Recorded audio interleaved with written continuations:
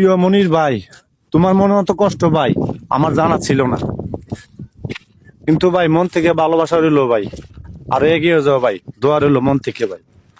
আসলে আমি জন্মের পরে আমি মায়ের দেখি নাই, চেহারা তো মনে নাই। চেহারাও মনে নাই।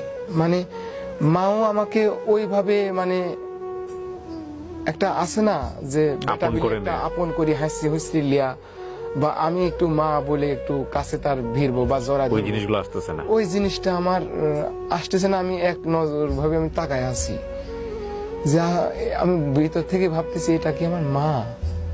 আমি এক নজর একভাবে আমি তাকাই থাকতেছি সেইভাবে যে এটা আমার মা। মামাদের আমি জিজ্ঞাসা করছি এটা কি মা, তোর কি মনে হয়? আমি তো জীবনে দেখি নাই, আমার জন্মের পরে এই ফার্স্ট আমি মাইক দেখতেছি। তে বলছে যে হ্যাঁ এটা তোর মা।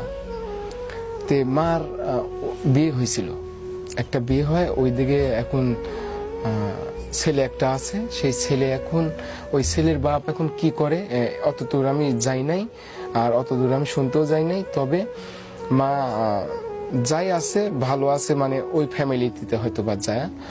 আর আমি যখন মায়ের সাথে দেখা গেল, আমি তখন বাপের কাছেও আমি চলে যাই। ওই বাবারও আর একটা ফ্যামিলি হয়ে গেছে। বাবারও যে আমি যাওয়ার পরে যে একটা সন্তান হিসাবে বয়, বা আমি তো বাড়ি ঘর করে দিব, বা তুই একটু স্নেহ করা, একটু আদর করা। আদর করা, এই জিনিসটা আমি পাই নাই। আহা। মানে জাস্ট আর কি আমি একবার সবার থেকে একটা বঞ্চিত একটা ছেলে। এখন মা বাবা যে এই যে বের হইলো, তাহলে এখন আমি কেমনে কই যে আমার মা বাবা সবই আছে, কিন্তু আমাকে পুরো দুনিয়া জানতো বাবা মা মারা গেছে। বাবা মা মারা গেছে।